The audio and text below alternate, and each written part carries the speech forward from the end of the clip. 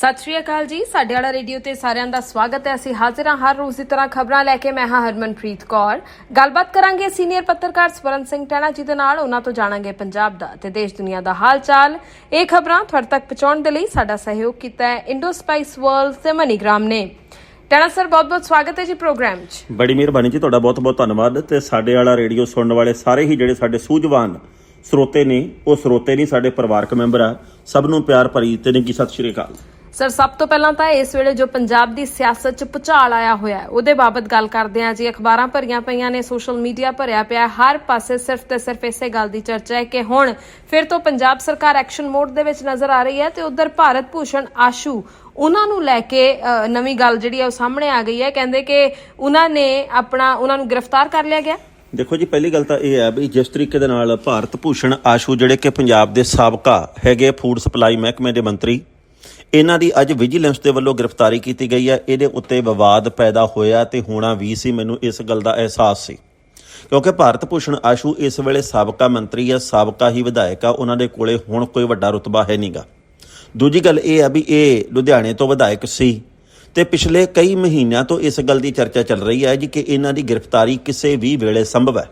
ਹਾਲਾਂਕਿ ਇਹਨਾਂ ਨੇ ਮਾਣਯੋਗ ਅਦਾਲਤ ਦੇ ਵਿੱਚ ਇੱਕ ਪਟੀਸ਼ਨ ਪਾਈ ਸੀ ਕਿ ਮੈਨੂੰ ਗ੍ਰਿਫਤਾਰ ਕਰਨ ਤੋਂ 7 ਦਿਨ ਪਹਿਲਾਂ ਨੋਟਿਸ ਦਿੱਤਾ ਜਾਵੇ, ਨਹੀਂ ਤਾਂ ਮੈਨੂੰ ਗ੍ਰਿਫਤਾਰ ਨਾ ਕੀਤਾ ਜਾਵੇ। ਤੇ ਅੱਜ ਸਵੇਰ ਦੇ ਵੇਲੇ, ਯਾਨੀ ਕਿ ਲੰਘੇ ਕੱਲ, ਆਪਾਂ ਕਹਿ ਸਕਦੇ ਲੰਘੇ ਕੱਲ ਸਵੇਰ ਦੇ ਵੇਲੇ ਇਹਨਾਂ ਨੇ ਆਪਣੀ ਪਟੀਸ਼ਨ ਵਾਪਸ ਲਈ ਸੀ। ਇਹ ਇੱਕ ਕਟਿੰਗ ਵਾਲੀ ਦੁਕਾਨ ਦੇ ਉੱਤੇ ਸੈਲੂਨ ਤੇ ਵਾਲ ਕਟਵਾਉਣ ਦੇ ਲਈ ਗਏ ਸੀਗੇ ਤੇ ਉੱਥੇ ਵਿਜੀਲੈਂਸ ਦੇ ਵੱਲੋਂ ਇਹਨਾਂ ਨੂੰ ਗ੍ਰਿਫਤਾਰ ਕੀਤਾ ਗਿਆ। ਦੂਜੀ ਮਹੱਤਵਪੂਰਨ ਗੱਲ ਇਹ ਹੈ ਜੀ ਕਿ ਇਹ ਉਸ ਮੌਕੇ ਕਾਰਵਾਈ ਹੋਈ ਹੈ ਜਦੋਂ ਕਾਂਗਰਸ ਡਾਮਾਡੋਲ ਸਥਿਤੀ ਦੇ ਵਿੱਚ ਹੈ। ਤੇ ਤੀਜੀ ਮਹੱਤਵਪੂਰਨ ਗੱਲ ਇਹ ਹੈ ਵੀ ਕਾਂਗਰਸੀ ਇਸ ਗੱਲ ਦੇ ਉੱਤੇ ਭੜਕੇ ਆ। ਲੰਘੇ ਕੱਲ ਵਿਜੀਲੈਂਸ ਦਫ਼ਤਰ ਦੇ ਮੂਹਰੇ ਰਾਜਾ ਵੜਿੰਗ ਤੇ ਹੋਰ ਜਿਹੜੇ ਸੀਨੀਅਰ ਜੂਨੀਅਰ ਕਾਂਗਰਸੀ ਆਗੂ ਸਮਰਥਕ ਆ ਜਿਹੜੇ, ਉਹਨਾਂ ਨੇ ਪ੍ਰਦਰਸ਼ਨ ਵੀ ਕੀਤਾ। ਉਹਨਾਂ ਨੇ ਕਿਹਾ ਜੀ ਕਿ ਬਦਲਾ ਲਓ, ਕਾਰਵਾਈ ਕੀਤੀ ਜਾ ਰਹੀ ਹੈ, ਧੱਕਾ ਕੀਤਾ ਜਾ ਰਿਹਾ। ਇਸ ਤੋਂ ਪਹਿਲਾਂ ਸਾਧੂ ਸਿੰਘ ਧਰਮਸੋਤ ਤੇ ਕਾਰਵਾਈ ਹੋਈ, ਸਬੂਤ ਕੋਈ ਨਹੀਂ। ਹੁਣ ਭਾਰਤ ਭੂਸ਼ਣ ਆਸ਼ੂ ਤੇ ਕਾਰਵਾਈ ਹੋ ਰਹੀ ਹੈ, ਸਬੂਤ ਕੋਈ ਨਹੀਂ। ਇਸ ਕਰਕੇ ਉਹਨਾਂ ਨੇ ਕਿਹਾ ਜੀ ਕਿ ਅਸੀਂ ਪੰਜਾਬ ਦੇ ਲੋਕਾਂ ਨੂੰ ਅਸਲੀਅਤ ਤੋਂ ਜਾਣੂ ਕਰਵਾਵਾਂਗੇ ਵੀ ਇਹ ਧੱਕੇਸ਼ਾਹੀ ਕਿਵੇਂ ਕਰ ਰਹੇ ਆ। ਦੇਖੋ, ਸਾਧੂ ਸਿੰਘ ਧਰਮਸੋਤ ਦੇ ਮਾਮਲੇ ਦੇ ਵਿੱਚ ਹਾਲੇ ਤੱਕ ਸਬੂਤ ਪੇਸ਼ ਨਹੀਂ ਕੀਤੇ ਗਏ। ਉਧਰ ਜੇ ਆਪਾਂ ਗੱਲ ਕਰੀਏ ਆਮ ਆਦਮੀ ਪਾਰਟੀ ਦੇ ਆਪਦੇ ਹੀ ਸਾਬਕਾ ਮੰਤਰੀ ਜਿਹੜੇ ਡਾਕਟਰ ਵਿਜੇ ਸਿੰਗਲਾ, ਉਧਰ ਵੀ ਸਬੂਤਾਂ ਦੀ ਘਾਟ ਦੇ ਕਰਕੇ ਹੀ ਉਹ ਜ਼ਮਾਨਤ ਉਹਨਾਂ ਨੂੰ ਮਿਲੀ ਆ। ਉਧਰ ਜਿਹੜੀ ਆ ਆਮ ਆਦਮੀ ਪਾਰਟੀ ਜਿਹੜੀ ਉਹ ਸਬੂਤ ਪੇਸ਼ ਨਹੀਂ ਕਰ ਸਕੀ, ਪੁਲਿਸ ਸਬੂਤ ਪੇਸ਼ ਨਹੀਂ ਕਰ ਸਕੀ ਬਿਕਰਮ ਸਿੰਘ ਮਜੀਠੀਆ ਦੇ ਬਾਰੇ, ਇਸ ਕਰਕੇ ਉਧਰ ਜ਼ਮਾਨਤ ਮਿਲੀ ਆ। ਸੋ ਇਸ ਵੇਲੇ ਜਿਹੜੀ ਕਾਂਗਰਸ ਆ ਉਹਦੇ ਵੱਲੋਂ ਪ੍ਰੋਟੈਸਟ ਕੀਤਾ ਜਾ ਰਿਹਾ, ਉਹਦੇ ਵੱਲੋਂ ਪ੍ਰਦਰਸ਼ਨ ਕੀਤਾ ਜਾ ਰਿਹਾ। ਤੇ ਭਾਰਤ ਭੂਸ਼ਣ ਆਸ਼ੂ ਦੀ ਗ੍ਰਿਫਤਾਰੀ ਕਿਉਂ ਹੋਈ ਹੈ, ਸਵਾਲ ਇਹ ਆ ਕਿਉਂਕਿ ਕਈ ਠੇਕੇਦਾਰਾਂ ਨੇ ਇਹ ਗੱਲ ਕਹੀ ਸੀ ਕਿ ਆਪਣੇ ਚਹੇਤਿਆਂ ਨੂੰ, ਆਪਣੇ ਮਨਚਾਹਿਆਂ ਨੂੰ, ਆਪਣੇ ਨੇੜਲਿਆਂ ਨੂੰ ਭਾਰਤ ਭੂਸ਼ਣ ਆਸ਼ੂ ਜਦੋਂ ਪੰਜਾਬ ਦੇ ਫੂਡ ਤੇ ਸਪਲਾਈ ਵਿਭਾਗ ਦੇ ਮੰਤਰੀ ਸੀ, ਇਹਨਾਂ ਦੇ ਵੱਲੋਂ ਠੇਕੇ ਦਿੱਤੇ ਗਏ। ਇਹਨਾਂ ਦੇ ਵੱਲੋਂ ਪਾਰਦਰਸ਼ਤਾ ਨਹੀਂ ਵਰਤੀ ਗਈ, ਇਹਨਾਂ ਦੇ ਵੱਲੋਂ ਕੋਈ ਖੋਟ ਦੇ ਤਹਿਤ ਸਭ ਕੁਝ ਕੀਤਾ ਗਿਆ। ਸੋ ਇਸ ਕਰਕੇ ਇਹਨਾਂ ਦੇ ਉੱਤੇ ਕਾਰਵਾਈ ਦੇ ਅੰਦਾਜ਼ੇ ਸੀ ਤੇ ਅੱਜ ਉਹ ਲੰਘੇ ਕੱਲ੍ਹ ਉਹ ਕਾਰਵਾਈ ਹੋ ਗਈ ਹੈ। ਉਸ ਤੋਂ ਅਗਲੀ ਮਹੱਤਵਪੂਰਨ ਗੱਲ ਇਹ ਹੈ ਵੀ ਆਮ ਆਦਮੀ ਪਾਰਟੀ ਇਹ ਗੱਲ ਕਹਿ ਰਹੀ ਹੈ ਜੀ ਕਿ ਦੇਖੋ ਅਸੀਂ ਜੋ ਕਿਹਾ ਉਹ ਕਰਕੇ ਦਿਖਾ ਰਹੇ ਹਾਂ। ਜ਼ੀਰੋ ਟੋਲਰੈਂਸ ਸਾਡੀ ਭ੍ਰਿਸ਼ਟਾਚਾਰ ਦੀ ਨੀਤੀ ਆ, ਅਸੀਂ ਉਹਦੇ ਤਹਿਤ ਕੰਮ ਕਰ ਰਹੇ ਹਾਂ। ਕਾਂਗਰਸ ਇਹ ਗੱਲ ਕਹਿ ਰਹੀ ਹੈ ਵੀ ਇਹ ਧੱਕਾ ਹੋ ਰਿਹਾ। ਕਾਂਗਰਸ ਨੇ ਇੱਕ ਹੋਰ ਗੱਲ ਪ੍ਰਚਾਰਨੀ ਸ਼ੁਰੂ ਕੀਤੀ ਹੈ ਵੀ ਤੁਹਾਨੂੰ ਸਾਡੇ ਹੀ ਕਿਉਂ ਦਿਸਦੇ ਆ। ਤੁਹਾਨੂੰ ਜੇਕਰ ਪਾਰਦਰਸ਼ਤਾ ਵਾਲੀ ਗੱਲ ਆ ਤਾਂ ਤੁਹਾਨੂੰ ਬੀਜੇਪੀ ਦੇ ਆਗੂ ਕਿਉਂ ਨਹੀਂ ਦਿਸਦੇ, ਤੁਹਾਨੂੰ ਅਕਾਲੀ ਦਲ ਦੇ ਆਗੂ ਕਿਉਂ ਨਹੀਂ ਦਿਸਦੇ, ਤੁਹਾਨੂੰ ਬਾਕੀ ਕੋਈ ਕਿਉਂ ਨਹੀਂ ਦਿਸਦੇਗੇ। ਸੋ ਇਹ ਜਿਹੜਾ ਮਾਮਲਾ ਆਉਂਦੇ ਸਮੇਂ ਦੇ ਵਿੱਚ ਪੇਚੀਦਗੀ ਵਾਲਾ ਬਣੂਗਾ ਮੇਰਾ ਖਿਆਲ। ਤੇ ਕਾਂਗਰਸ ਦਾ ਇਹਦੇ ਵਿੱਚ ਨੁਕਸਾਨ ਹੈ ਹੀ ਕਿਉਂਕਿ ਉਹਦਾ ਇੱਕ ਹੋਰ ਨੇਤਾ ਗ੍ਰਿਫਤਾਰ ਹੋ ਗਿਆ। ਤੇ ਆਮ ਆਦਮੀ ਪਾਰਟੀ ਕਿਵੇਂ ਸਾਬਤ ਕਰੂਗੀ ਵੀ ਭਾਈ ਇਹਨਾਂ ਨੇ ਬਹੁਤ ਭ੍ਰਿਸ਼ਟਾਚਾਰ ਕੀਤਾ ਜਾਂ ਇਹਨਾਂ ਨੇ ਮਨਚਾਹੀਆਂ ਕੀਤੀਆਂ, ਮਨਮਾਨੀਆਂ ਕੀਤੀਆਂ, ਇਹ ਸਮੇਂ ਨੇ ਬਿਆਨ ਕਰਨਾ। ਪਰ ਫਿਲਹਾਲ ਵਿਜੀਲੈਂਸ ਦੇ ਉੱਤੇ ਸਵਾਲ ਖੜੇ ਕੀਤੇ ਜਾ ਰਹੇ ਕਾਂਗਰਸ ਦੇ ਵੱਲੋਂ ਵੀ ਇਹ ਹੱਥ ਠੋਕੀ ਬਣ ਕੇ ਕੰਮ ਕਰ ਰਹੀ ਹੈ। ਜੀ ਬਿਲਕੁਲ, ਤੁਹਾਡੀ ਗੱਲ ਸਹੀ ਹੈ। ਔਰ ਇਸ ਵੇਲੇ ਹੋਰ ਵੀ ਕਹਿ ਲਓ ਵੀ ਖਬਰਾਂ ਇਹ ਵੀ ਨਿਕਲ ਕੇ ਆ ਰਹੀਆਂ ਨੇ, ਸੂਤਰ ਇਹ ਗੱਲ ਵੀ ਕਹਿ ਰਹੇ ਨੇ ਕਿ ਜਿਹੜੇ ਬਾਕੀ ਦੇ ਸਾਬਕਾ ਵਿਧਾਇਕਾਂ ਦੀ ਆਪਾਂ ਚਾਹੇ ਗੱਲ ਕਰ ਲਈਏ, ਉਹ ਇਸ ਵੇਲੇ ਥੋੜੀ ਚਿੰਤਾ ਦੇ ਵਿੱਚ ਨੇ ਕਿਉਂਕਿ ਪਤਾ ਨਹੀਂ ਗਾਜ ਕਿਹਦੇ ਉੱਪਰ ਡਿੱਗ ਪੈਣੀ ਹੈ, ਅਗਲੀ ਵਾਰੀ ਕਿਸੇ ਦੀ ਵੀ ਹੋ ਸਕਦੀ ਹੈ। ਦੇਖੋ, ਗੱਲ ਇਹ ਜੀ ਵੀ ਇਸ ਵੇਲੇ ਨਾ ਕਾਂਗਰਸ ਆਪਣਾ ਵਜੂਦ ਬਚਾਉਣ ਦੀ ਲੜਾਈ ਲੜ ਰਹੀ ਹੈ, ਉਵੇਂ ਹੀ ਅਕਾਲੀ ਦਲ ਵੀ ਹੈ। ਪਰ ਅਗਲੀ ਇਸ ਤੋਂ ਵੀ ਮਹੱਤਵਪੂਰਨ ਗੱਲ ਇਹ ਹੈ ਵੀ ਕਿਸ ਤਰੀਕੇ ਦੇ ਨਾਲ ਗਾਜ ਕਿਹਦੇ ਉੱਤੇ ਡਿੱਗ ਸਕਦੀ ਹੈ, ਇਹ ਸਵਾਲਾਂ ਦਾ ਸਵਾਲ ਆ। ਸਵਾਲਾਂ ਦੇ ਘੇਰੇ ਦੇ ਵਿੱਚ ਬਹੁਤ ਸਾਰੀਆਂ ਗੱਲਾਂ। ਸੋ ਆਮ ਆਦਮੀ ਪਾਰਟੀ ਨੂੰ ਇਸ ਗੱਲ ਦਾ ਫਾਇਦਾ ਕਿੰਨਾ ਕੁ ਹੁੰਦਾ ਇਹਦੇ ਬਾਰੇ ਤਾਂ ਨਹੀਂ ਮੈਂ ਕੁਝ ਕਹਿ ਸਕਦਾ, ਪਰ ਕਾਂਗਰਸ ਦਾ ਨੁਕਸਾਨ ਬਹੁਤ ਵੱਡਾ ਇਸ ਗੱਲ ਦਾ ਪੱਕਾ ਪਤਾ ਕਿਉਂਕਿ ਇਹ ਉਹ ਵੇਲਾ ਇਸ ਵੇਲੇ ਕਾਂਗਰਸ ਦੇ ਲਈ ਜਦੋਂ ਆਪਾਂ ਜਾਣਦੇ ਹਾਂ ਕਿ ਬਹੁਤ ਵੱਡੇ ਪੱਧਰ ਦੇ ਉੱਤੇ ਉਹਨਾਂ ਦੇ ਉੱਤੇ ਕਦੇ ਸਾਧੂ ਸਿੰਘ ਧਰਮਸੋਤ ਦੀ ਗੱਲ, ਕਦੇ ਕਾਂਗਰਸ ਦੇ ਵਿੱਚ ਪਾਟੋ ਧਾੜ ਦੀ ਗੱਲ। ਆਹ ਦੇਖੋ ਤੁਸੀਂ ਸੁਨੀਲ ਜਾਖੜ ਦਾ ਭਤੀਜਾ ਜਿਹੜਾ ਸੰਦੀਪ ਜਾਖੜ, ਉਹਦੇ ਵੱਲੋਂ ਵੀ ਬਗਾਵਤੀ ਗੱਲਾਂ ਕੀਤੀਆਂ ਗਈਆਂ।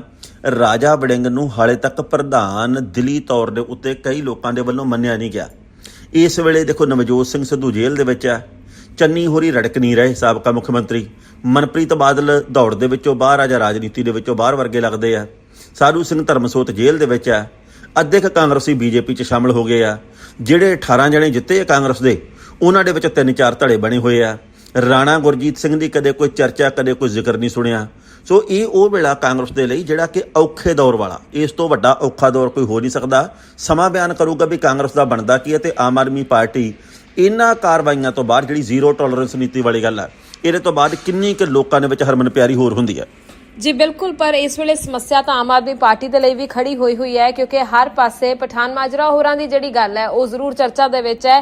ਕਹਿੰਦੇ ਆਮ ਆਦਮੀ ਪਾਰਟੀ ਦੇ ਵਿਧਾਇਕ ਨੇ ਜਿਹੜੇ ਪਠਾਨ ਮਾਜਰਾ ਸਨੌਰ ਤੋਂ, ਉਹਨਾਂ ਨੇ ਹੁਣ ਇਹ ਕਹਿ ਦਿੱਤਾ ਹੈ ਕਿ ਜੋ ਕੁਝ ਵੀ ਉਹਨਾਂ ਨਾਲ ਹੋਇਆ ਉਹ ਕਿਸੇ ਦੇ ਨਾਲ ਵੀ ਹੋ ਸਕਦਾ ਹੈ, ਤੇ ਜਿਨ੍ਹਾਂ ਲੋਕਾਂ ਨੇ ਸਾਰਾ ਕੁਝ ਕੀਤਾ ਕਹਿੰਦੇ ਉਹਨਾਂ ਦੇ ਖਿਲਾਫ ਮੈਂ ਕਾਨੂੰਨੀ ਕਾਰਵਾਈ ਕਰਾਂਗਾ। ਦੇਖੋ, ਮੈਂ ਨਾ ਇਸ ਮਾਮਲੇ ਦੇ ਵਿੱਚ ਇਹ ਨਹੀਂ ਗੱਲ ਕਹਿਣਾ ਵੀ ਪਠਾਨ ਮਾਜਰਾ 100% ਸਹੀ ਹੋਣਗੇ, ਪਰ ਜੋ ਕੁਝ ਪਠਾਨ ਮਾਜਰਾ ਦੇ ਨਾਲ ਲੋਕਾਂ ਨੇ ਕੀਤਾ ਉਹ ਕਿਸੇ ਨਾਲ ਵੀ ਨਹੀਂ ਕਰਨਾ ਚਾਹੀਦਾ। ਬੰਦੇ ਦੀ ਨਿੱਜੀ ਜ਼ਿੰਦਗੀ ਆ, ਬੰਦੇ ਦਾ ਜ਼ਾਤੀ ਮਸਲਾ। ਸਾਡੇ ਪੰਜਾਬ ਦੇ ਲੋਕਾਂ ਦੀ ਇੱਕ ਆਦਤ ਆ ਵੀ ਉਹ ਇੱਕ ਧਿਰ ਬਣ ਕੇ ਖੜ ਜਾਂਦੇ ਹੁੰਦੇ ਵੀ ਫਲਾਣਾ ਚੰਗਾ ਫਲਾਣਾ ਮਾੜਾ। ਇਹਦੀ ਦੂਜੀ ਪਤਨੀ ਦਾ ਰੌਲਾ ਇਹ। ਦੂਜੀ ਪਤਨੀ ਨੇ ਕੁਝ ਕੁ ਵੀਡੀਓ ਜਿਹੜੀਆਂ ਉਹ ਸੋਸ਼ਲ ਮੀਡੀਆ ਤੇ ਪਾਤੀਆਂ। ਪਠਾਨ ਮਾਜਰਾ ਦਾ ਨਾਂ ਹੈਗਾ ਪੂਰਾ ਹਰਮੀਤ ਪਠਾਨ ਮਾਜਰਾ। ਇਹ ਪੰਜਾਬ ਦੇ ਵਿੱਚ ਸਨੌਰ ਵਿਧਾਨ ਸਭਾ ਹਲਕੇ ਤੋਂ ਆਮ ਆਦਮੀ ਪਾਰਟੀ ਦੇ ਵਿਧਾਇਕ ਆ। ਇਹਨਾਂ ਦੀ ਘਰਵਾਲੀ ਦੇ ਵੱਲੋਂ ਜਿਹੜੀ ਆ ਉਹ ਪਾਈਆਂ ਗਈਆਂ ਤਸਵੀਰਾਂ ਜਾਂ ਕਹਿ ਦਈਏ ਵੀ ਅਸ਼ਲੀਲ ਵੀਡੀਓ ਪਾਈਆਂ ਗਈਆਂ, ਤੇ ਪਠਾਨ ਮਾਜਰਾ ਦਾ ਆਪਦੀ ਦੂਜੀ ਪਤਨੀ ਦੇ ਨਾਲ ਵਿਵਾਦ ਹੋਇਆ। ਦੂਜੀ ਪਤਨੀ ਨੇ ਸੋਸ਼ਲ ਮੀਡੀਆ ਦੇ ਉੱਤੇ ਫੋਟੋਆਂ ਪਾਤੀਆਂ, ਜਿਹਦੇ ਕਰਕੇ ਕਲੇਸ਼ ਵੱਧ ਗਿਆ। ਇਸ ਤੋਂ ਬਾਅਦ ਇਸ ਵਿਧਾਇਕ ਦੀ ਇੱਕ ਅਸ਼ਲੀਲ ਵੀਡੀਓ ਵਾਇਰਲ ਹੋ ਗਈ, ਜਿਹਦੇ ਵਿੱਚ ਵੀਡੀਓ ਕਾਲ ਦੌਰਾਨ ਉਹ ਬਾਥਰੂਮ ਦੇ ਵਿੱਚ ਕੁਝ ਕੁ ਨਿੱਜੀ ਅੰਗ ਆ ਜਿਹੜੇ, ਆਪਣੇ ਗੁਪਤ ਅੰਗ ਆ ਜਿਹੜੇ ਉਹ ਦਿਖਾਉਂਦੇ ਨਜ਼ਰ ਆ ਰਹੇ ਆ। ਇਹ ਵੀਡੀਓ ਬੜੀ ਵੱਡੇ ਪੱਧਰ ਤੇ ਵਾਇਰਲ ਹੋਈ। ਵਿਦੇਸ਼ਾਂ ਦੇ ਵਿੱਚ ਚੱਲ ਰਹੇ ਜਿਹੜੇ ਸੋਸ਼ਲ ਮੀਡੀਆ ਅਕਾਊਂਟ ਦੇ ਜ਼ਰੀਏ ਇਹਨੂੰ ਵਾਇਰਲ ਕੀਤਾ ਗਿਆ। ਪਰ ਮੇਰੀ ਨਿੱਜੀ ਤੌਰ ਦੇ ਉੱਤੇ ਇੱਕ ਇਹ ਰਾਏ ਜ਼ਰੂਰ ਆ ਵੀ ਇਹ ਹੈਗਾ ਕਿਸੇ ਦਾ ਪਰਸਨਲ ਮਸਲਾ, ਇਹ ਹੈਗੀ ਕਿਸੇ ਦੀ ਸਵਾਦ ਲੈਣ ਵਾਲੀ ਗੱਲ ਨਹੀਂ। ਦੇਖੋ, ਉਹਦੇ ਘਰ ਦੇ ਵਿੱਚ ਕਲੇਸ਼ ਆ, ਉਹ ਕੀ ਕਰਦਾ। ਸਾਡੇ ਵਿੱਚ ਤੇ ਬਾਹਰਲੇ ਮੁਲਕਾਂ ਦੇ ਵਿੱਚ ਇਹੀ ਜ਼ਮੀਨ ਅਸਮਾਨ ਦਾ ਅੰਤਰ ਆ। ਸਾਡੇ ਵਿੱਚ ਤੇ ਬਾਹਰਲੇ ਮੁਲਕਾਂ ਦੇ ਵਿੱਚ ਜ਼ਮੀਨ ਅਸਮਾਨ ਦਾ ਅੰਤਰ ਇਸ ਕਰਕੇ ਆ ਕਿਉਂਕਿ ਅਸੀਂ ਉਹਨਾਂ ਗੱਲਾਂ ਦਾ ਸਵਾਦ ਲੈਂਦੇ ਆ ਜਿਹੜੀਆਂ ਗੱਲਾਂ ਦਾ ਪੰਜਾਬ, ਪੰਜਾਬੀ ਤੇ ਪੰਜਾਬੀਅਤ ਨਾਲ ਕੋਈ ਸੰਬੰਧ ਨਹੀਂ। ਕੋਈ ਬੰਦੇ ਦਾ 2 ਘਰ ਵਾਲੀਆਂ, ਕੋਈ 3 ਨਾਲ ਰਹਿੰਦਾ, ਕੋਈ 1 ਨਾਲ ਰਹਿੰਦਾ। ਇਹ ਪੰਜਾਬ ਤੇ ਪੰਜਾਬੀਅਤ ਦੇ ਮਸਲੇ ਥੋੜ੍ਹੀ ਆ। ਪਠਾਨ ਮਾਜਰਾ ਨੇ ਸਨੌਰ ਦੇ ਲੋਕਾਂ ਨਾਲ ਠੱਗੀ ਮਾਰੀ, ਪੰਜਾਬ ਦੇ ਲੋਕਾਂ ਦੇ ਨਾਲ ਕੋਈ ਗਲਤ ਕੰਮ ਕੀਤਾ, ਪੰਜਾਬ ਦੇ ਲੋਕਾਂ ਨਾਲ ਕੋਈ ਧੋਖਾ ਕੀਤਾ। ਇਹ ਮੁੱਦਾ ਉਹ ਆਪਣੇ ਹਲਕੇ ਦਾ ਵਿਕਾਸ ਕਰ ਰਿਹਾ ਕਿ ਨਹੀਂ ਕਰ ਰਿਹਾ, ਇਹ ਇੱਕ ਮੁੱਦਾ। ਉਹ ਲੋਕਾਂ ਨੂੰ ਝੂਠ ਬੋਲਦਾ, ਰਿਸ਼ਵਤ ਲੈਂਦਾ ਕਿ ਨਹੀਂ ਲੈਂਦਾ, ਇਹ ਇੱਕ ਮੁੱਦਾ।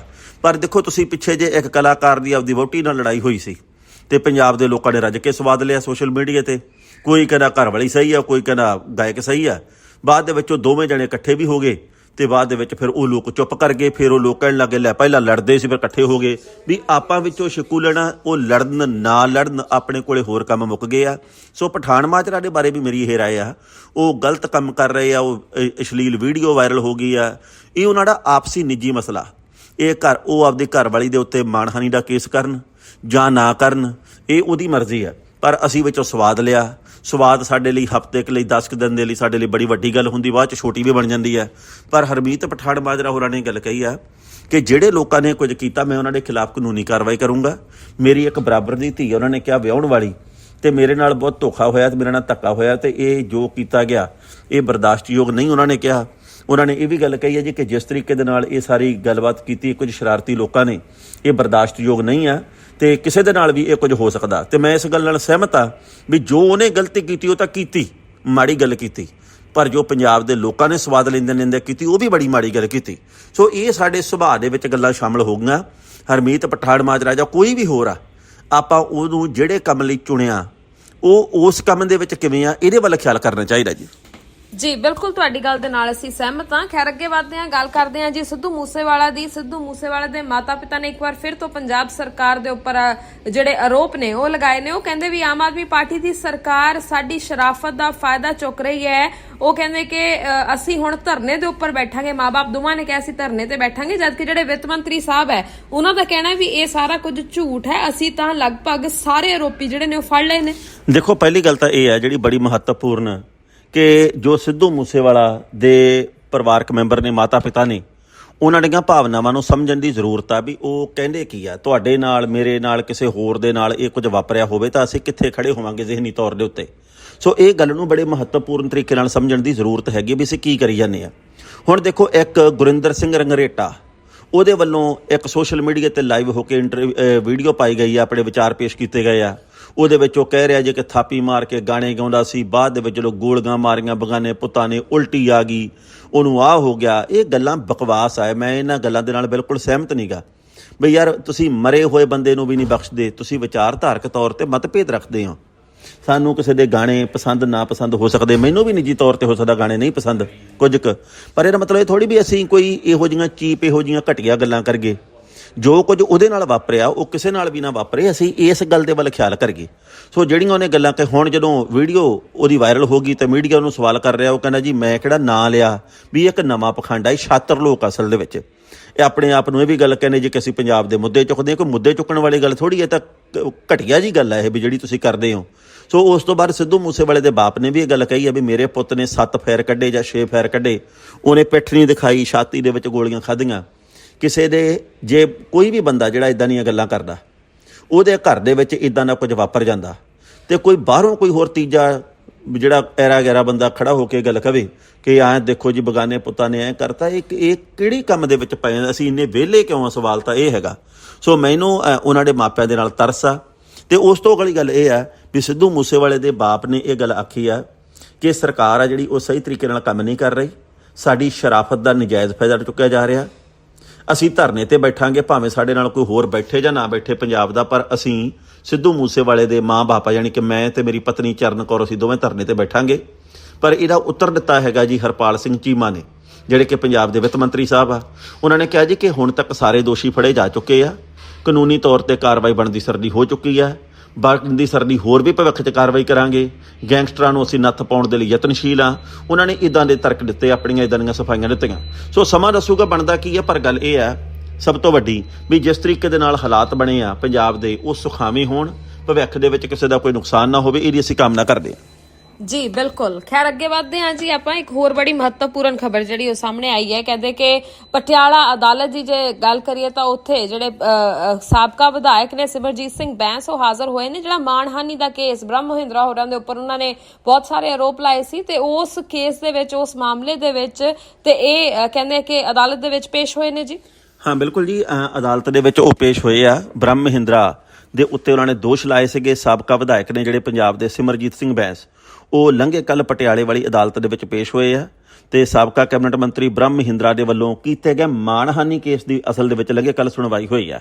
ਤੇ ਕਾਂਗਰਸ ਦੀ ਜਦੋਂ ਸਰਕਾਰ ਸੀ ਤੇ ਸਿਮਰਜੀਤ ਬੈਂਸ ਨੇ ਸਾਬਕਾ ਮੰਤਰੀ ਬ੍ਰਹਮ ਮਹਿੰਦਰਾ ਦੇ ਉੱਤੇ ਦਵਾਈਆਂ ਦੀਆਂ ਕੰਪਨੀਆਂ ਦੇ ਵਿੱਚ ਮਿਲੀ ਭੁਗਤ ਕਰਕੇ ਘੁਟਾਲਾ ਕਰਨ ਦੇ ਦੋਸ਼ ਲਾਏ ਸੀਗੇ। ਇਸ ਮਾਮਲੇ ਦੇ ਵਿੱਚ ਬ੍ਰਹਮ ਮਹਿੰਦਰਾ ਨੇ ਕਿਹਾ ਸੀ ਕਿ ਉਹਨਾਂ ਦਾ ਪਾਕ ਸਾਫ਼ ਦਾਮਨ ਹੈਗਾ, ਤੇ ਇਹ ਦੋਸ਼ ਲਾ ਕੇ ਸਿਮਰਜੀਤ ਬੈਂਸ ਸੁਰਖੀਆਂ ਬਟੋਰਨ ਦੀ ਕੋਸ਼ਿਸ਼ ਕਰ ਰਿਹਾ। ਸਾਬਕਾ ਮੰਤਰੀ ਬ੍ਰਹਮ ਮਹਿੰਦਰਾ ਨੇ 2018 ਦੇ ਵਿੱਚ ਪਟਿਆਲੇ ਦੀ ਅਦਾਲਤ ਦੇ ਵਿੱਚ ਬੈਂਸ ਦੇ ਖਿਲਾਫ ਮਾਣਹਾਨੀ ਦਾ ਕੇਸ ਦਾਇਰ ਕੀਤਾ ਸੀਗਾ। ਤੇ ਲੰਘੇ ਕੱਲ ਦੀ ਪੇਸ਼ੀ ਜਿਹੜੀ ਮੈਡੀਕਲ ਮਾਫੀਆ ਨੂੰ ਲੈ ਕੇ ਸੀਗੀ, ਬੈਂਸ ਨੇ ਕਿਹਾ ਸੀ ਕਿ ਉਹ ਛੇਤੀ ਹੀ ਸਾਬਕਾ ਕੈਬਨਿਟ ਮੰਤਰੀ ਬ੍ਰਹਮ ਮਹਿੰਦਰਾ ਦੇ ਘੁਟਾਲਿਆਂ ਦੀ ਵੀਡੀਓ ਜਾਰੀ ਕਰਨਗੇ। ਤੇ ਹੋਰ ਵੀ ਬਹੁਤ ਸਾਰੇ ਦੋਸ਼ ਲੱਗੇ ਸੀਗੇ। ਇਸ ਮੌਕੇ ਜਿਹੜੇ ਹੈਗੇ ਨੇ ਸਿਮਰਜੀਤ ਬੈਂਸ, ਉਹ ਹੈਗੇ ਜੀ ਜਬਰ ਜਨਾਹ ਦੇ ਕਥਿਤ ਤੌਰ ਦੇ ਉੱਤੇ ਦੋਸ਼ਾਂ ਦੇ ਮਾਮਲੇ ਦੇ ਵਿੱਚ ਬਰਨਾਲੇ ਦੀ ਜੇਲ੍ਹ ਦੇ ਵਿੱਚ ਬੰਦ। ਸੋ ਸਵਾਲ ਇਹ ਪੈਦਾ ਹੁੰਦਾ ਜੀ ਕਿ ਜੇਕਰ ਸਿਮਰਜੀਤ ਸਿੰਘ ਬੈਂਸ ਹੋਰਾਂ ਦੇ ਕੋਲੇ ਇਸ ਵੇਲੇ ਸਬੂਤ ਸੀਗੇ, ਦੇਖੋ ਹੁਣ ਇਹ ਇੰਨੇ ਲੰਮੇ ਸਮੇਂ ਦਾ ਮਾਮਲਾ, 2018 ਦਾ ਆਪਾਂ ਜਾਣਦੇ ਕਿ ਇਹ ਮਾਮਲਾ ਹੈਗਾ ਇਹ, ਤੇ 2018 ਦਾ ਮਾਮਲਾ ਹੋਵੇ, ਤੁਸੀਂ 3-4 ਵਰ੍ਹਿਆਂ ਦੇ ਵਿੱਚ ਸਬੂਤ ਹੀ ਨਹੀਂ ਪੇਸ਼ ਕਰ ਸਕੇ, ਤੇ ਜੇਕਰ ਤੁਹਾਡੇ ਕੋਲੇ ਸਬੂਤ ਹੈ ਨਹੀਂ ਤੇ ਫਿਰ ਤੁਸੀਂ ਕਿਸੇ ਦੇ ਉੱਤੇ ਦੋਸ਼ ਕਿਉਂ ਲਾਉਨੇ ਆ? ਸੋ ਇਹ ਬਹੁਤ ਮਹੱਤਵਪੂਰਨ ਨੁਕਤੇ ਹੈਗੇ, ਬੜੇ ਮਹੱਤਵਪੂਰਨ ਮੁੱਦੇ ਹੈਗੇ ਆ। ਇਹ ਸਾਡੇ ਪੰਜਾਬ ਦੀ ਰਾਜਨੀਤੀ ਦਾ ਬੜਾ ਮਾੜਾ ਪਹਿਲੂ ਆ ਵੀ ਅਸੀਂ ਕਿਸੇ ਦੇ ਉੱਤੇ ਕੋਈ ਵੀ ਦੋਸ਼ ਲਾਉਨੇ ਤੇ ਬਹੁਤੀ ਵਾਰ ਸਾਡੇ ਕੋਲੇ ਸਬੂਤ ਨਹੀਂ ਹੁੰਦੇ, ਤੇ ਲੋਕ ਵੀ ਉਹੋ ਜਿਹੀ ਰਾਏ ਬਣਾ ਲੈਂਦੇ ਵੀ ਭਾਈ ਹਾਂ ਆਹ ਗੰਦਾ, ਆਹ ਮਾੜਾ, ਆਹ ਚੰਗਾ, ਆਹ ਘਟੀਆ, ਆਹ ਪਵਿੱਤਰ, ਫਲਾਣਾ ਢਿੰਗੜਾ, ਅਸੀਂ ਉਸ ਰੌਂ ਦੇ ਵਿੱਚ ਆ ਜਾਂਦੇ ਆ। ਸੋ ਲੋਕਾਂ ਨੂੰ ਵੀ, ਜੇ ਮੈਂ ਬਾਹਰਲੇ ਦੇਸ਼ਾਂ ਦੇ ਵਿੱਚ ਕਈ ਥਾਵਾਂ ਤੇ ਦੇਖਿਆ ਵੀ ਜੇਕਰ ਕਿਸੇ ਨੂੰ ਕੋਈ ਜਾਣਕਾਰੀ ਕਿਸੇ ਬਾਰੇ ਨਹੀਂ, ਉਹ ਨੋ ਕਮੈਂਟ ਕਹਿੰਦਾ। ਸਾਡੇ ਪੰਜਾਬ ਦੇ ਵਿੱਚ ਨੋ ਕਮੈਂਟ ਕਹਿਣ ਦਾ ਰਿਵਾਜ ਨਹੀਂਗਾ। ਸਾਡੇ ਕੋਲੇ ਜੇ ਜਾਣਕਾਰੀ ਨਹੀਂ ਅਸੀਂ ਤਾਂ ਵੀ ਕੋਈ ਨਾ ਕੋਈ ਟਿੱਪਣੀ ਕਰਦੇ ਹਾਂ, ਜਾਣਕਾਰੀ ਹੈ ਤਾਂ ਵੀ ਟਿੱਪਣੀ ਕਰਦੇ ਹਾਂ। ਅਸਲ ਦੇ ਵਿੱਚ ਅਸੀਂ ਸੱਭਿਅਕ ਨਹੀਂ ਹੈਗੇ। ਸੋ ਮੈਨੂੰ ਨਹੀਂ ਪਤਾ ਵੀ ਬ੍ਰਹਮ ਮਹਿੰਦਰਾ ਹੋਰੀ ਦੋਸ਼ੀ ਆ ਜਾਂ ਨਹੀਂ ਹੈ, ਮੈਂ ਤਾਂ ਕਦੇ ਇਹ ਗੱਲ ਕਹਿੰਦਾ ਨਹੀਂ ਜੇਕਰ ਸਬੂਤ ਨਾ ਹੋਵੇ। ਪਰ ਜੇਕਰ ਬੈਂਸ ਸਾਹਿਬ ਦੇ ਕੋਲੇ ਸਬੂਤ ਸੀ ਤਾਂ ਇੰਨਾ ਲੰਮਾ ਸਮਾਂ ਬੀਤਣ ਦੇ ਬਾਵਜੂਦ ਉਹਨਾਂ ਨੂੰ ਸਬੂਤ ਪੇਸ਼ ਕਰਨੇ ਚਾਹੀਦੇ ਸੀ। ਜਿਹੜੀ ਵੀਡੀਓ ਬਣਾ ਕੇ ਉਹ ਜਾਣਕਾਰੀ ਦੇਣ ਦੀ ਗੱਲ ਕਹਿੰਦੇ ਸੀ, ਉਹਨਾਂ ਨੂੰ ਵੀਡੀਓ ਬਣਾ ਕੇ ਉਹ ਜਾਣਕਾਰੀ ਦੇਣੀ ਚਾਹੀਦੀ ਸੀ। ਪਰ ਉਹਨਾਂ ਨੇ ਇਹ ਕੁਝ ਨਹੀਂ ਕੀਤਾ, ਜਿਹਦੇ ਕਰਕੇ ਮਨ ਦੇ ਵਿੱਚ ਸਵਾਲ ਜ਼ਰੂਰ ਪੈਦਾ ਹੁੰਦੇ ਵੀ ਯਾਰ ਆਪਾਂ ਕਿਤੇ ਸ਼ੁਰਲੀ ਤਾਂ ਨਹੀਂ ਛੱਡੀ ਸੀ। ਜੀ ਗੱਲ ਤੁਹਾਡੀ ਬਿਲਕੁਲ ਸਹੀ ਹੈ, ਪਰ ਇਹ ਕੋਈ ਪਹਿਲੀ ਵਾਰ ਨਹੀਂ ਹੋਇਆ ਟਾਣਾ ਸਾਹਿਬ। ਇਸ ਮਾਮਲੇ ਦੇ ਉੱਪਰ ਜ਼ਰੂਰ ਮੈਂ ਗੱਲ ਕਰਨਾ ਚਾਹੂੰਗੀ ਕਿ ਇਸ ਤੋਂ ਪਹਿਲਾਂ ਵੀ ਬਹੁਤ ਵਾਰ ਇਹ ਹੋਇਆ ਕਿ ਕਿਸੇ ਨੇ ਕਿਸੇ ਤੇ ਆਰੋਪ ਲਾਤੇ, ਕਿਸੇ ਨੇ ਕਿਸੇ ਬਾਰੇ ਕੁਝ ਕਹਿ ਦਿੱਤਾ ਤੇ ਮੁੜ ਕੇ ਇਹ ਗੱਲ ਕਹਿ ਦਿੱਤੀ ਜਾਂਦੀ ਹੈ ਕਿ ਸਹੀ ਸਮਾਂ ਆਉਣ ਤੇ ਮੈਂ ਸਾਰਾ ਕੁਝ ਲੋਕਾਂ ਸਾਹਮਣੇ ਰੱਖੂੰਗਾ, ਸਹੀ ਸਮਾਂ ਆਉਣ ਤੇ ਸਾਰਾ ਕੁਝ ਲੋਕਾਂ ਦੀ ਕਚਹਿਰੀ ਦੇ ਵਿੱਚ ਬਾਹਰ ਆਊਗਾ। ਪਰ ਜੇਕਰ ਜਦੋਂ ਦੋਸ਼ ਲਗਾਏ ਜਾਂਦੇ ਨੇ, ਜੇਕਰ ਉਹ ਵਾਲਾ ਵੇਲਾ ਸਹੀ ਨਹੀਂ ਹੈ ਤਾਂ ਫਿਰ ਉਦੋਂ ਦੋਸ਼ ਵੀ ਨਹੀਂ ਲਾਉਣੇ ਚਾਹੀਦੇ, ਤੇ ਜੇਕਰ ਉਹ ਸਹੀ ਸਮਾਂ ਸੀ ਦੋਸ਼ ਲਾਉਣ ਲਈ ਤਾਂ ਉਦੋਂ ਸਾਰੇ ਸਬੂਤ ਵੀ ਤਾਂ ਸਾਰਿਆਂ ਸਾਹਮਣੇ ਰੱਖਣੇ ਚਾਹੀਦੇ ਨੇ। ਇਹ ਵੀ ਇੱਕ ਬੜੀ ਮਹੱਤਵਪੂਰਨ ਗੱਲ ਆ ਵੀ ਤੁਸੀਂ ਦੋਸ਼ ਤਾਂ ਲਾਉਣੇ ਅੱਜ, ਤੇ ਨਾਲ ਇਹ ਵੀ ਗੱਲ ਕਹਿੰਦੇ ਕਿ ਜਦੋਂ ਸਹੀ ਸਮਾਂ ਆਇਆ ਮੈਂ ਉਦੋਂ ਜਨਤਕ ਕਰੂੰਗਾ ਸਾਰੇ ਸਬੂਤ।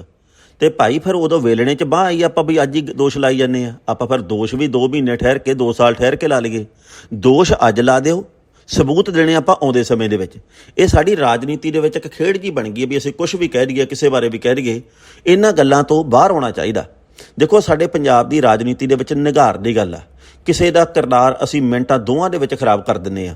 ਉਹਨੂੰ ਭਾਵੇਂ 10 ਸਾਲ ਲੱਗੇ ਹੋਣ, 20 ਸਾਲ ਲੱਗੇ ਹੋਣ ਬਣਾਉਣ ਦੇ ਉੱਤੇ, ਪਰ ਅਸੀਂ ਇਸ ਮਾਮਲੇ ਦੇ ਵਿੱਚ ਕਦੇ ਵੀ ਸੋਚਿਆ ਨਹੀਂਗਾ ਵੀ ਭਾਈ ਕੀ ਹੋ ਰਿਹਾ, ਕਿਉਂ ਹੋ ਰਿਹਾ, ਸਾਨੂੰ ਕੀ ਕਰਨਾ ਚਾਹੀਦਾ, ਕੀ ਨਹੀਂ ਕਰਨਾ ਚਾਹੀਦਾ। ਸੋ ਦੁੱਖ ਹੁੰਦਾ ਇਹਨਾਂ ਗੱਲਾਂ ਦੇ ਉੱਤੇ ਵੀ ਇਹ ਸਾਰਾ ਕੁਝ ਪੰਜਾਬ ਦੇ ਵਿੱਚ ਹੀ ਕਿਉਂ ਆ। ਉਸ ਤੋਂ ਅਗਲੀ ਗੱਲ ਇਹ ਜੀ ਕਿ ਨਵੀਂ ਗੱਲ ਨਹੀਂ ਹੈਗੀ। ਸਿਮਰਜੀਤ ਬੈਂਸ ਹੋਰਾਂ ਨੇ ਜੋ ਕਿਹਾ, ਜਾਂ ਸਿਮਰਜੀਤ ਬੈਂਸ ਹੋਰਾਂ ਦੇ ਉੱਤੇ ਵੀ ਕਈ ਵਾਰ ਦੋਸ਼ ਲਾਏ ਕਈਆਂ ਨੇ, ਸਬੂਤ ਤਾਂ ਉਹਨਾਂ ਦੇ ਬਾਰੇ ਵੀ ਨਹੀਂ ਪੇਸ਼ ਹੋਏ, ਸਬੂਤ ਹੋਰਾਂ ਦੇ ਬਾਰੇ ਵੀ ਬਹੁਤ ਵਾਰੀ ਪੇਸ਼ ਨਹੀਂ ਹੋਏ। ਸੋ ਇਹ ਹੈ ਜੀ ਕਿ ਇਹ ਵਕਤ ਦੱਸੂਗਾ ਵੀ ਬਣਦਾ ਕੀ ਹੈ ਇਸ ਮਾਮਲੇ ਦੇ ਵਿੱਚ।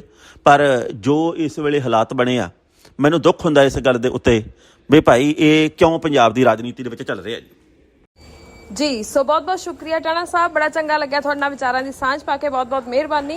ਅੱਜ ਦੇ ਲਈ ਇੰਨਾ ਹੀ, ਆਪਾਂ ਫਿਰ ਵਿਚਾਰਾਂ ਦੀ ਸਾਂਝ ਪਾਵਾਂਗੇ ਜੀ। ਸਤਿ ਸ਼੍ਰੀ ਅਕਾਲ।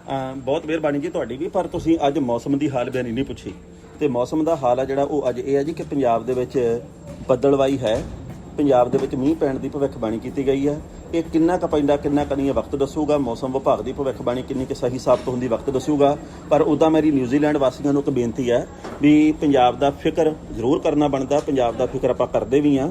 ਬਹੁਤ ਸਾਰੇ ਸਾਨੂੰ ਪੰਜਾਬੀ ਫੋਨ ਕਰਦੇ ਆ ਰੇਡੀਓ ਸਾਡੇ ਵਾਲਿਆਂ ਨੂੰ ਸੁਣ ਕੇ ਵੀ ਭਾਈ ਕਿਵੇਂ ਆ ਪੰਜਾਬ। ਜਦ ਤੱਕ ਸਾਥ ਜਦ ਤੱਕ ਆਸ, ਪੰਜਾਬ ਦਾ ਕੁਝ ਚੰਗਾ ਹੀ ਹੋਵੇ, ਪੰਜਾਬ ਦੇ ਲਈ ਤੁਸੀਂ ਜ਼ਿਕਰ ਤੇ ਫਿਕਰ ਕਰਦੇ ਹੀ ਰਹੋ। ਇਹਦੀ ਅਸੀਂ ਕਾਮਨਾ ਕਰਦੇ ਹਾਂ। ਤੇ ਸਾਡੇ ਵਾਲਾ ਰੇਡੀਓ ਨੂੰ ਇੰਨੀ ਮੁਹੱਬਤ ਕਰ ਲਿਓ ਤੁਸੀਂ, ਤੇ ਉਹਦੇ ਲਈ ਤੁਹਾਡਾ ਦਿਲੀ ਤੌਰ ਤੇ ਅਸੀਂ ਸ਼ੁਕਰੀਆ ਅਦਾ ਕਰਦੇ ਹਾਂ। ਬਹੁਤ ਬਹੁਤ ਮਿਹਰਬਾਨੀ। ਬਹੁਤ ਸ਼ੁਕਰੀਆ ਜੀ।